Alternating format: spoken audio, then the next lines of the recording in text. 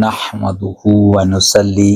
ونسلم علی رسولہ الکریم اما بعد فاعوذ باللہ من الشیطان الرجیم بسم اللہ الرحمن الرحیم قال سبحانہ وتعالی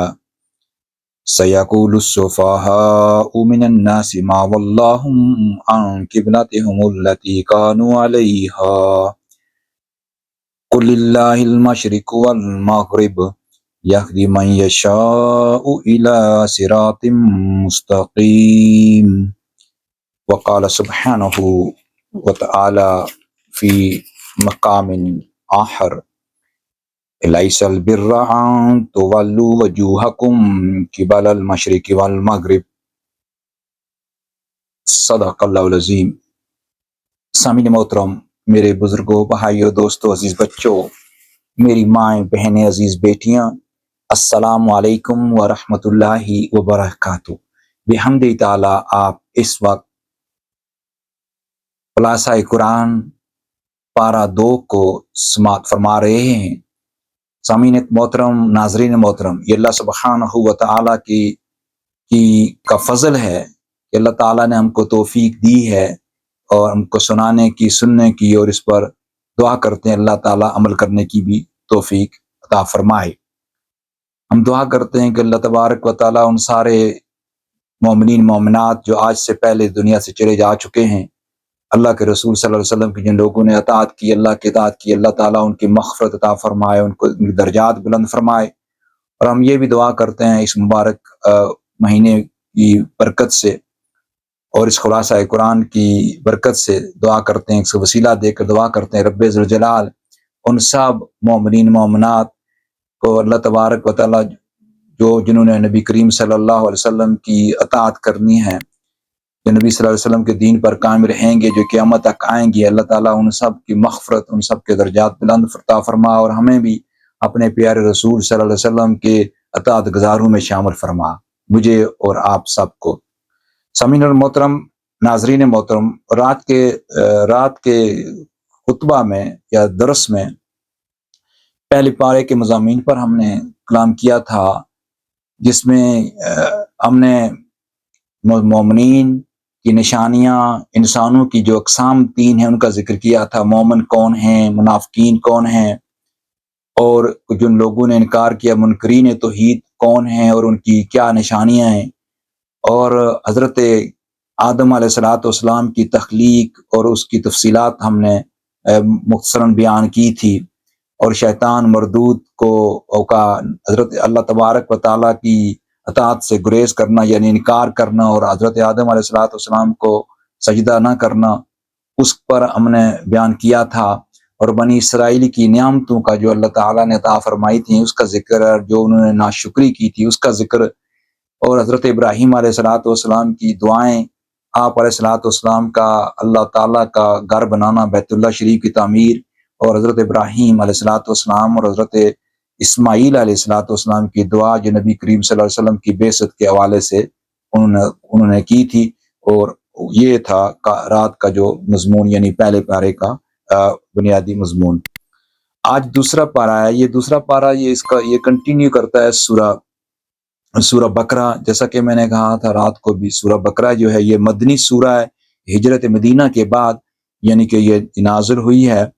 اور اس سورہ مبارکہ میں یعنی اس پارہ مبارکہ میں ویسے تو بہت سے جو مضامین ہیں ان پر بات کی جاتی ہے اور امپورٹنٹ ہیں، ہر لفظ، ہر آیہ مبارکہ کی اپنی حکمتیں ہیں اور اس کی وضاحتیں ہیں اور اس میں نصیحتیں ہیں، لیکن چونکہ خلاصہ قرآن ہے، اس کے عنوان کو مد نظر رکھتے ہوئے ہم نے پہلے پارے کے عام مضامین کو 4 قسموں میں یعنی کہ 4 قسموں میں یا 4 تھیم پر ہم نے اس کو مختص کیا ہے، جو عام باتیں جو ان میں چوز کی ہیں۔ نمبر یہ، اس میں تعویل قبلہ کا ذکر ہے، اس میں آیت بر جو ہے اس کا ذکر ہے، اس میں قصہ طاعون بیماری کا ذکر ہے، اور اس میں قصہ حضرت طالوت رضی اللہ تعالی عنہ ان کا یہ ذکر ہے۔ اور جب ہم قرآن مجید کی آیات اس حصے سے پڑھتے ہیں تو پہلا جو ہے کہ طویل قبلہ کا ذکر ہے۔ نبی کریم صلی اللہ علیہ وسلم مکہ سے جب مدینہ تشریف لے آئے تو آپ علیہ الصلوۃ والسلام نے 16 اور 17 مومنین نے ازوال اور بیت اللہ شریف کی وقت، یعنی کہ اس وقت جو ہے بیت المقدس، اس کی طرف قبلہ یعنی اس کی طرف فیس کر کے نمازیں پڑھیں۔ پھر آپ صلی اللہ علیہ وسلم کی یہ خواہش تھی جو کہ میرے جو قبلہ ہے یہ میں اپنے جد اعلیٰ حضرت ابراہیم علیہ الصلوۃ والسلام کا تعمیر کردہ جو بیت اللہ شریف ہے اس کی طرف جو ہو، تو آپ علیہ الصلوۃ والسلام کی یہ مرضی تھی اور یہ چاہت تھی، تو اللہ سبحانہ و تعالیٰ نے اس کو یہاں پینٹ کیا ہے، یعنی کہ اس کو سمجھایا ہے کہ حبیب مکرم صلی اللہ علیہ وسلم قد نرا تقلب وجہک فی السماء، کہ ہم اے حبیب ہم بار بار آپ کے روح انور کو آسمان کی طرف پلٹتا دیکھ رہے ہیں، تو ہم ضرور بالضرور آپ کو اسی قبلہ کی طرف پھیر دیں گے جس پر آپ راضی ہوں۔ تو پس آپ اپنا روح فولی وجہک شطر المسجد الحرام، اے حبیب مکرم صلی اللہ علیہ وسلم پس آپ اپنا رخ ابھی مسجد حرام کی طرف پھیر لیجئے گا۔ تو پھر یہاں نبی کریم صلی اللہ علیہ وسلم کی رضا، آپ علیہ الصلوۃ والسلام کی چاہت کا اس کا ذکر ہے، اور یہاں عظمت مصطفیٰ صلی اللہ علیہ وسلم کی وضاحت ہوتی ہے کہ اللہ تبارک و تعالیٰ نے اس اپنے پیارے حبیب صلی اللہ علیہ وسلم کی آرزو کو، اس کی قدر کیے، اور آپ علیہ الصلوۃ والسلام کی مرضی کے تحت، آپ علیہ الصلوۃ والسلام کی جو چاہت تھی، جو منشا تھی، اس کے تحت اس کے پیش نظر اللہ تبارک و تعالیٰ نے جو ہے وہ قبلہ جو ہے وہ بیت اللہ شریف کی طرف یعنی کہ اس کی طرف فیس کر کے نماز پڑھنے کا حکم دیا ہے۔ تو اس سے یہ بھی امپورٹنٹ بات ہے کہ یہاں جو مشرکین تھے، بطور خاص جو اہل کتاب تھے، ان لوگوں نے بڑا واویلا کیا، اور یہ کیسا مذہب ہے کہ ایک کچھ عرصہ ادھر کرتے ہیں فیس کر کے، ان کا دین چینج ہوتا رہتا ہے، تو کبھی یہ بیت المقدس کی طرف منہ کر کے نماز پڑھنے کا کہتے ہیں، کبھی ان کا قبلہ بیت اللہ شریف میں ہو جاتا ہے۔ الغرض ان آیات بینات میں ان کی جو ذہنی باتیں ہیں ان کا ذکر کیا گیا ہے، اور ایمان والوں کو یہ دعوت دی گئی ہے، دعوت فکر دی گئی ہے کہ ایمان والوں اور بطور خاص اور بنی آدم بالعموم کہ تم جو ہے غور کرو، اور اللہ تعالیٰ کی اگر حاکمیت پر تمہارا ایمان ہے، اللہ سبحانہ و تعالیٰ کی وحدانیت پر تمہارا ایمان ہے، تو تجھے پھر رضا یعنی راضی رہنا چاہیے اللہ تعالیٰ کے حکامات پر، اللہ کے حکم پر۔ اس کے بعد سامعین محترم، اللہ سبحانہ و تعالیٰ نے اسی قرآن مجید یعنی کہ اس پارے میں جس کی آیت نمبر 177 ہے، آیت بر آتی ہے، یہ دوسرا مضمون ہے جس کو میں نے بیان کیا تھا۔ یہاں یہ بہت امپورٹنٹ آیا مبارکہ ہے، اس میں بزرگوں نے اس کی تفسیر میں یہ فرمایا ہے کہ اس میں حقوق اللہ اور حقوق العباد کا ذکر آتا ہے، اور اس میں مومن کی زندگی کے لیے زندگی یعنی بیسک لائف گزارنے کے لیے اس میں سارے اخلاقیات پر مبنی وہ بھی مسائل یہاں کے بتائے گئے ہیں، اور اس میں ایمانیات کا بھی ذکر ہے، اللہ پر ایمان، اللہ کے رسول پر ایمان، اور اللہ کی کتاب پر ایمان اور پیغمبروں پر ایمان لانا، یہ مومن کی یہ نیکی ہے۔ یعنی کہ فرمایا ہے کہ نیکی صرف یہی نہیں ہے کہ لیس البر ان تولوا وجوہکم قبل المشرق والمغرب ولکن البر من آمن باللہ والیوم الآخر والملائکۃ والکتاب والنبیین، کہ اے ایمان والو تم غور کرو، یہ جو نیکی صرف یہی نہیں ہے، بر مانا یہ کہ نیکی یہ نہیں ہے کہ تم اپنا منہ صرف مشرق اور مغرب کی طرف پھیر لو، بلکہ اصلی نیکی تو یہ ہے کہ کوئی شخص اللہ پر اور قیامت کے دن پر اور فرشتوں پر اور اللہ کی کتاب پر اور پیغمبر پر ایمان لائے، اور اللہ کی محبت میں آ کر، اللہ کی محبت، اللہ کی خشیت میں آ کر اپنا مال قرابت داروں پر، یتیماں پر، محتاجوں پر اور مسافروں پر اور مانگنے والوں پر اور غلاموں پر یعنی کہ اور غلاموں کو آزاد کرانے میں خرچ کرے، اور نماز قائم کرے اور زکوٰۃ دے، اور جب کوئی وعدہ کرے تو اپنے وعدہ کو پورا کرے۔ یعنی کہ اللہ تعالیٰ نے یہاں مومنین کی وہ نشانیاں بیان کی ہیں جو ایمان میں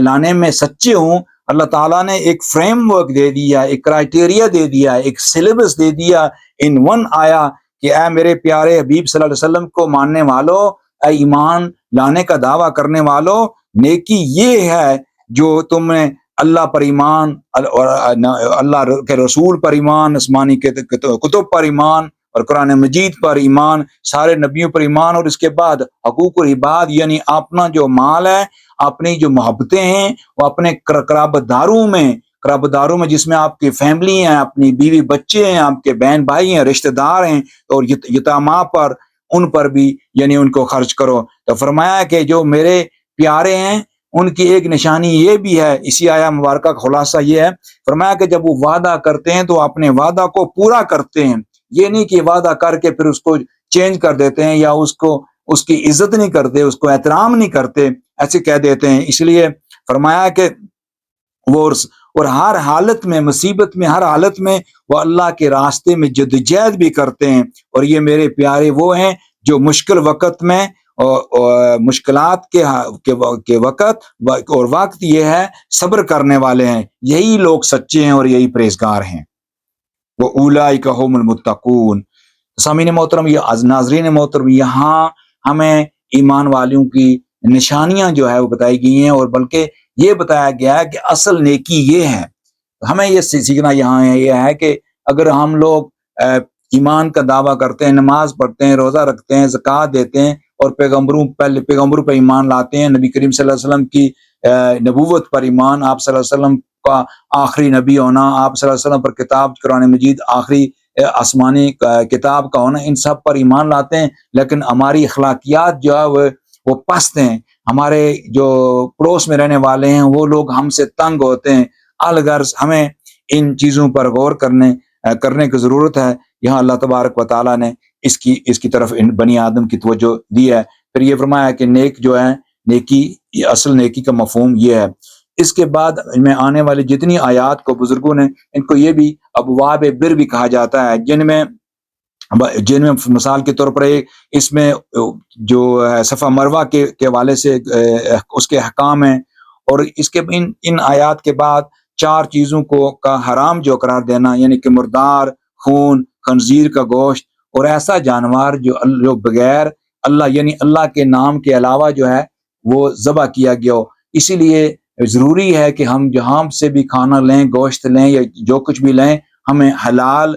لینا پڑتا ہے، اور ہمیں چیک کرنا چاہیے کیا جو میں رزق لے رہا ہوں حلال ہے یا حرام ہے۔ اس میں یہ بھی ہمیں سبق ملتا ہے، اس کی تفسیر میں بزرگوں نے یہ بھی وضاحت کیا ہے کہ خالی گوشت کا حلال ہونا وہ امپورٹنٹ ہے، لیکن اس کے ساتھ ساتھ دوسرے جو آپ رزق کماتے یعنی کھلاتے ہیں یا کھاتے ہیں، ان کا بھی حلال رزق ہونا چاہیے، حلال روزی سے کمایا ہوا، یعنی حلال طریقے سے کمایا ہوا جو رزق ہے یعنی پیسہ ہے، وہ اپنے جو ہے نا کھانے پر خرچ کرو، یعنی حلال اور حرام کی تمیز کرو اور احتیاط کرو۔ اسی طرح اللہ تعالیٰ نے یہاں قانون قصاص کا ذکر کیا، قتل کا بدلہ قتل، بلکہ اگر معاف کریں تو وہ بہتر ہے۔ پھر روزے کا بیان، رمضان شریف میں قرآن مجید کا جو نزول ہونا اس کا بیان، پھر اعتکاف کے متعلق جو احکامات ہیں، اور قمری تاریخ کے متعلق احکامات، جہاد کے متعلق احکام ہیں، ان کی رہنمائی ہے۔ ہجرت جو ہے اللہ کے راستے میں کی جاتی ہے، اس کی اہمیت ہے۔ انفاق فی سبیل اللہ یعنی اللہ کے راستے میں خرچ کرنا، طلاق، عدت، رضاعت کے متعلق احکام یعنی حق، مہر، حلالہ وغیرہ، نکاح کے متعلق، یہ سارے مضامین کو اللہ سبحانہ و تعالیٰ نے ان آیات بینات میں بیان کیا ہے۔ اور بیوہ کی عدت کا جو وہ مدت ہے وہ، اور دوسرا یہ ہے کہ طلاق جو ہے جو ڈیورس ہے اس کا طریقہ بھی ان آیات میں بیان کیا گیا ہے کہ لوگوں جذبات میں آ کر نہ کرو، لوگ کو احتیاط کرو، یہ بڑا نازک جو ہے وہ مسئلہ ہے طلاق کا، تم سوچو سمجھو، یہ ایسا نہیں ہے کہ تم زبان سے نکال دو، چھوٹا سا جھگڑا ہو تو آپ اتنے بڑے جمپ کنکلوژن میں چلے جاؤ، نو نو نو نو، یہ فرمایا ہے تم نے جب نکاح کیا تھا تم نے کہ عہد کیا تھا، اب اس عہد کا یہ تقاضا ہے کہ تم صبر کرو، اور صبر کر کے حالات کو سمجھانے کی سلجھانے کی کوشش کرو۔ اگر تم خود نہیں کر سکتے ہو تو اپنی فیملیوں کو انوالو کرو، دونوں میاں بیوی اپنے اپنے رشتہ داروں میں سے ایک آدمی کو چن کر ان سے یعنی کہ ان کو انوالو کرو، ان سے مشورہ لو، اور اپنی شادی کو اپنے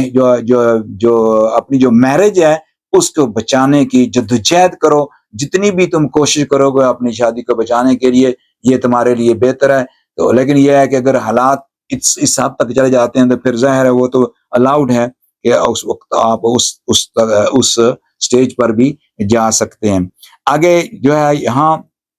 اللہ سبحانہ و تعالی جو تیسرا مضمون ہم نے بیان کیا تھا وہ یہ تھا کہ موت کے حوالے سے کہ اے لوگو جو موت ہے اس نے آ کر ہی رہنا ہے اور موت جو ہے وہ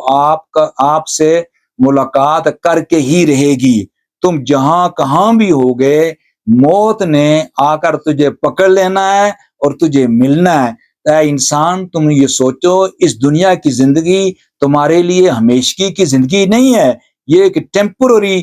ٹائم ہے جس کی ایک لمٹ ہے جو اللہ تعالیٰ نے متعین کی ہوئی ہے. بندہ انسان کو نہیں پتا ہوتا کہ وہ کتنا عرصہ رہے گا یا رہے گی، لیکن اللہ تعالیٰ کی ذات کو پتا ہے. بندے کا یہ ایمان ہونا اس میں یقین ہونا ہے کہ موت نے آنا ہے. اگر موت نے آنا ہے تو وہ آ کر رہے گی. آپ موت کے ڈر سے کہیں نہیں جا سکتے. یہاں طاعون یا اس کی جو اس بیماری کا جو بیان یہاں ہے کہ جب لوگ یہاں اس آیا مبارکہ 243 میں فرمایا کہ یا حبیب کیا آپ نے ان لوگوں کو نہیں دیکھا جو موت کے ڈر سے اپنے گھروں سے نکل گئے تھے. یعنی یہ لوگ گھروں سے نکل گئے تھے کہ موت اس علاقے میں بیماری ہے اور موت سے جو ہے نا ڈر کے ہم بچ جائیں گے دوسرے شہر میں. تو اللہ تعالیٰ نے فرمایا کہ اللہ تعالیٰ نے فرشتوں کو حکم دیا کہ ان کو وہاں سے جا کر یعنی ان کی ارواح کو قبض کرو. تو گویا کہ سمجھنا کا پوائنٹ یہ ہے کہ جو موت ہے اس نے آ کر رہنی ہے. آپ موت سے بھاگ نہیں سکتے. تو چونکہ اللہ تعالیٰ نے اس کی مزید وضاحت فرمائی ہے سورہ منافقون کی آیت نمبر سورہ جمعہ کی آیت نمبر جو ہے 8. اس میں اللہ تبارک و تعالیٰ نے فرمایا کہ تم قل ان الموت الذی تفرون منہ فانہ ملاقیکم، کہ تم جو ہے یہ جان لو کہ جس موت سے تم بھاگتے ہو وہ ضرور تمہیں ملنے والی ہے. تم کہیں بھی نہیں جا سکتے ہو. پھر تم ہر پوشیدہ و ظاہر چیز کو جاننے والے رب کی طرف لوٹائے جاؤ گے، سو وہ تمہیں آگاہ کر دے گا جو تم کرتے تھے. فرمایا کہ اے لوگو تمہاری موت آئے گی اور پھر رب ذوالجلال تجھے بتائے گا کہ تم نے کیا کیا اور کیا کرتے تھے اس دنیا میں. اس وقت تم واپس نہیں آ سکو گے. تو گویا کہ اس وقت سمجھانا مطلب یہ ہے کہ اپنی موت کے آنے سے پہلے اے انسان تم اپنے آپ کو تبدیل کر لو اور میری کلام مجید سے اس قرآن مجید سے سبق حاصل کرو اور میرے پیارے رسول صلی اللہ علیہ وسلم کی اطاعت کرو. میرے پیارے رسول صلی اللہ علیہ وسلم کی سیرت مطہرہ کو سمجھنے کی کوشش کرو اور اللہ تعالیٰ کے ساتھ اپنے تعلق کو مضبوط کرو. اللہ تعالیٰ کی پاک کلام قرآن مجید کے ساتھ اپنا تعلق مضبوط کرو. اللہ کے پیارے رسول صلی اللہ علیہ وسلم کے ساتھ اپنے تعلق کو مضبوط کرو بیفور کہ تمہاری موت آ جائے. ہمیں کوئی پتہ نہیں ناظرین محترم، میری موت پہلے آتی ہے، آپ کی آتی ہے، کسی کو کوئی پتہ نہیں، لیکن موت بتائے گی نہیں کہ کب آنی ہے اس نے. جب موت آئے گی پھر تبدیل نہیں ہو سکتا. تو یہاں قرآن مجید بنی آدم کو یہ دعوت فکر دے رہا ہے. اللہ تعالیٰ کا پیارا حبیب صلی اللہ علیہ وسلم نے یہ دعوت دی ہے اس کلام مجید کے ذریعے. اے لوگو تم اب غور کرو، اس موت سے ہی سبق سیکھو. یہ موت جب آئے گی یہ دنیا کی یہ دنیا کی جو آسائشیں ہیں، یہ دنیا کی تمہاری جو سہولیات ہیں، یہ دنیا کی جو تمہارے پاس وسائل ہیں، انہوں نے یہاں ہی رہ کر جانا ہے. تم صرف اکیلے جاؤ گے اور اللہ تعالیٰ کی پاک بارگاہ میں جب تم حاضر ہو جاؤ گے تو پھر تجھے پوچھا جائے گا کہ تم کیا کرتے رہے ہو. تو اس لیے موت کو یاد رکھنے کا بھی یہاں فرمایا گیا. اور ایک اور مقام پر سورہ نساء میں بھی اس چیز کی وضاحت آئی ہے، اس کی آیت نمبر 78 میں، کہ لوگ جو ہے یعنی کہ جہاد سے گریز کرنے والوں، یہ لوگ جدوجہد سے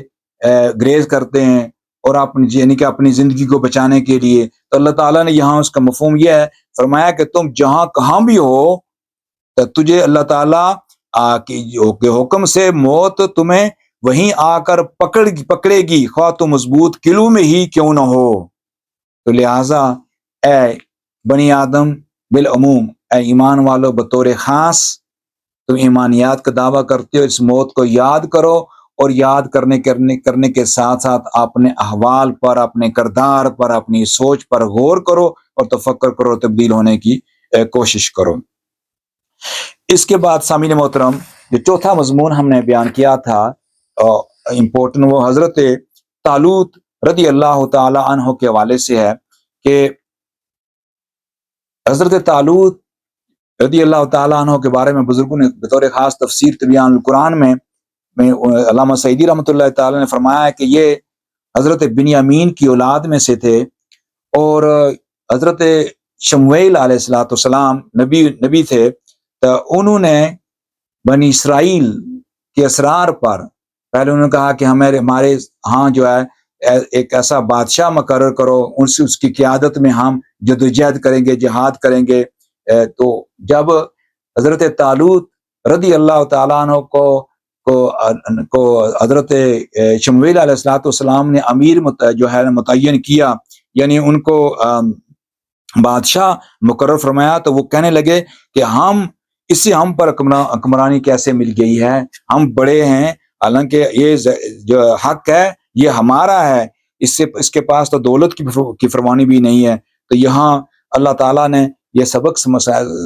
سمجھایا ہے کہ لوگوں، یہاں قرآن مجید کی آیت مبارک بھی کہتی ہے کہ علم اور جسم، یعنی کہ حضرت طالوت علیہ الصلوۃ والسلام جو ہے وہ ایک تو علم میں وہ زیادہ ہیں، دوسرا یہ ہے کہ اللہ جسے چاہے، اس کا خلاصہ کلام یہی ہے کہ اللہ جسے چاہے اللہ اسے عطا فرما دے۔ تو اس میں ایک سبق یہ بھی ہے کہ اللہ تعالیٰ کی پاک بارگاہ میں سب بنی آدم برابر ہیں، کسی کو کوئی برتری نہیں ہے۔ اگر کسی کو برتری ہے تو اس کے اپنے کردار، اس کے اپنے اعمال، اس کی اپنی حسن نیت، اس کا اپنا تعلق باللہ جو ہے وہ اس پر اس کی وجہ سے اس کا جو درجہ اللہ تعالیٰ کی کہ ہاں جو ہے وہ مضبوط، وہ اچھا ہوتا ہے، وہ بہتر ہوتا ہے۔ اس کے بعد اس کا ایک اور مضمون پوائنٹ یہ بھی ہے کہ حضرت طالوت رضی اللہ تعالیٰ عنہ نے جالوت جو منکرین توحید تھا، اس کی جماعت، اس کے پاس زیادہ فوج تھی۔ حضرت طالوت رضی اللہ تعالیٰ عنہ نے اس کے ساتھ ٹکراؤ کیا۔ حضرت طالوت کی آرمی فوج تھوڑی تھی، اس کے باوجود اللہ سبحانہ و تعالیٰ نے حضرت طالوت کو فتح عطا فرمائی، اور جالوت جو وہ تباہ ہوا۔ تو یہاں سبق یہ ملتا ہے کہ اللہ تعالیٰ کی رضا، اللہ کے فضل، اللہ کے نصرت سے ہی کامیابی ہوتی ہے۔ انسان اپنے وسائل سے کوئی کامیابی حاصل نہیں کر سکتا۔ اگر کوئی سمجھتا ہے کہ میں وسائل کی وجہ سے جیت جاؤں گا، یہ کامیابی حاصل کروں گا اور دوسرے کو میں شکست دوں گا، تو فرمایا یہاں سبق دیا گیا، نو، وسائل سے نہیں تم کسی کو شکست دے سکتے، یہ اللہ تعالیٰ کی رضا، اللہ کی تعالیٰ کی نصرت سے ہی تم دوسرے کو جو شکست دے سکتے ہو۔ تو یہاں ہمیں یہ سبق ملا ہے۔ آخر میں سامعین محترم، ہم یہ دیکھنا چاہتے ہیں کہ ان جو مضامین کو میں نے جو بیان کیا ہے خلاصتاً، اس میں ہمارے لیے کیا سبق ہے۔ اگرچہ میں نے کچھ باتوں کی وضاحت بھی کی ہے، اب بطور خاص کنکلوڈ کرنے کے لیے ہم نے کچھ نکات بنائے ہیں، ان کو میں آپ کی خدمت عالیہ میں پیش کرنا چاہتا ہوں۔ ایک یہ کہ جیسا کہ نبی کریم صلی اللہ علیہ وسلم کی آرزو، آپ کی تمنا تھی، گویا کہ آپ علیہ الصلوۃ والسلام کی یہ دعا تھی۔ ہمیں یہ سبق ملا ہے کہ ہمیں جتنی بھی آرزویں ہوں، جتنی بھی تمنائیں ہوں، جتنی بھی ہمیں پریشانیاں ہوں، رشتہ داریوں کے حوالے سے پریشانیاں ہوں، جھگڑے ہوں، خاندانی معاشی پریشانیاں ہوں، ہر حالت میں اپنی چاہت کو، اپنی آرزو کو، اپنی نصیبتوں کو اللہ تعالیٰ کی پاک بارگاہ میں پیش کریں اور اللہ تعالیٰ سے مدد چاہیں اور اللہ تعالیٰ کے فضل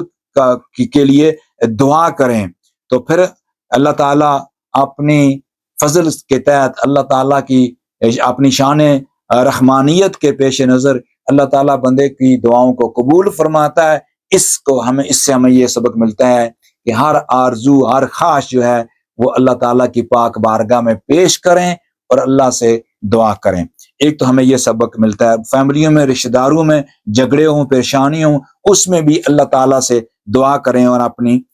آرزوؤں کو اللہ تعالیٰ کی پاک بارگاہ میں پیش کریں، یعنی کہ عرض کریں۔ اس کے بعد آیت بر ہے، اس میں جو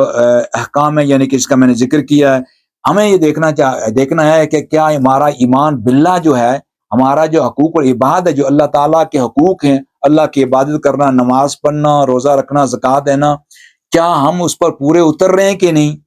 پھر دوسرا یہ ہے کہ ہماری ایمانیات، یہ اللہ تعالیٰ کا حق ہے کہ ہم ایمان رکھیں اللہ ایک ہے، توحید باری تعالیٰ پر۔ کیا ہمارا ایمان جو ہے، ہمارا تیقن جو ہے وہ سرٹن ہے کہ کیا ہم اپنے دل میں ایک ڈاؤٹ سا رکھا ہوا ہے؟ اگر ہم نے ایک ڈاؤٹ سا رکھا ہوا ہے تو پھر ہمیں اپنے ایمان پر غور کرنا ہوگا اور اپنے ایمان کو مزید بہتر بنانے کی کوشش کرنا ہوگا۔ اور تحریک جمال القرآن کا یہ جو مشن ہے، رمضان شریف کے مہینے میں یہ جو ترتیب دی جا رہی ہے، یہی اپنے آپ کو بھی یاد دہانی کرانی یا ریمائنڈ کر رہے ہیں، اور آپ سب کے ساتھ یہ شیئر کر رہے ہیں کہ اپنے ایمانیات، اپنے ایمان پر غور کریں، اس کا جائزہ لیں، کیا میرا ایمان جو ہے اس آیا مبارکہ کے حکم کے تحت پورا اترتا ہے کہ نہیں؟ اگر نہیں اترتا تو اپنی کمی ہے۔ ہر انسان کو ناظرین محترم خود پتا ہوتا ہے کہ اس کا ایمان کتنا سٹرونگ ہے۔ جیسے کہ ہمیں یہ اللہ تعالیٰ کا فضل ہے کہ لوگ مسلمانوں کے گھروں میں پیدا ہوئے ہیں، لیکن اس کا مطلب یہ نہیں ہے کہ آپ کا ایمان جو ہے وہ سٹرونگ ہے۔ کیوں کہ انسان سمجھتا ہے کہ میں مومن ہوں، مسلمان کے گھر پیدا ہوں، لیکن وہ یہ بھی سمجھتا ہے کہ حرام حلال کی تمیز نہیں کرنی، وہ بھی سمجھتا ہے کہ حلال جو شراب الکحول ہے، وہ سمجھتا ہے کہ ڈرگز کا کاروبار، ڈرگز کو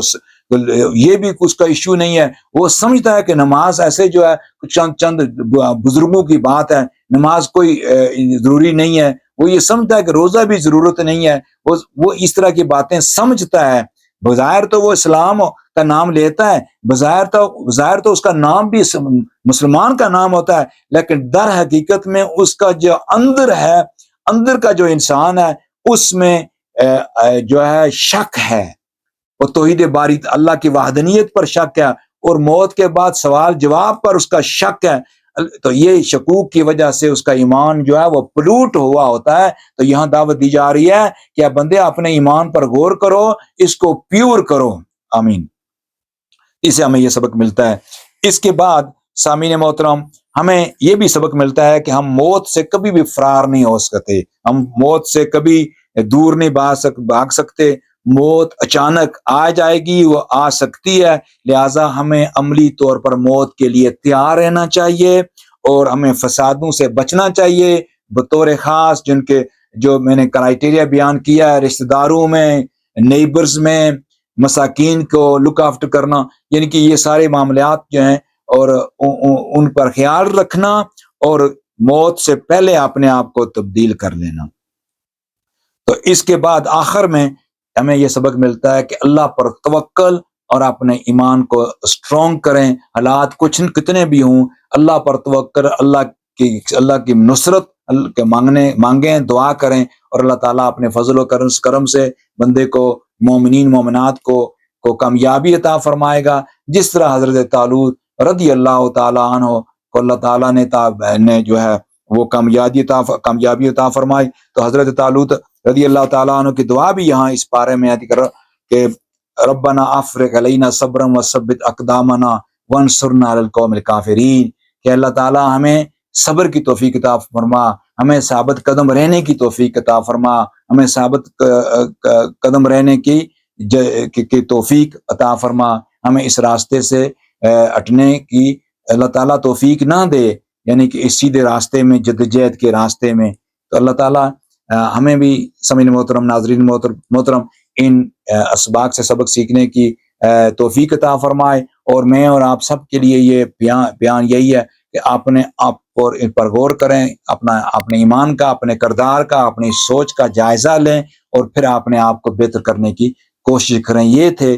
کچھ مضامین جو دوسرے پارے کے میں نے آپ کی خدمت عالیہ میں پیش کیے ہیں۔ اللہ سبحانہ و تعالیٰ اپنے پاک حبیب صلی اللہ علیہ وسلم کی رحمت کے وسیلہ سے، اس قرآن مجید کی برکتوں کے توسط سے اللہ تعالیٰ ہمارے گناہوں کو معاف فرمائے، ہماری دعائیں اللہ تعالیٰ سب جو بزرگ فوت ہو چکے ہیں ان کے حق میں قبول فرمائے، جن لوگوں نے میرا پروگرام سنا ہے یا ناظرین جو دیکھ رہے ہیں یا دیکھیں گے، اللہ تعالیٰ ان سب کا سننا دیکھنا قبول فرمائے، اور مشن جمال القرآن کو اللہ تعالیٰ مزید برکتیں عطا فرمائے۔ وآخر دعوانا ان الحمد للہ رب العالمین۔ السلام علیکم ورحمۃ اللہ وبرکاتہ۔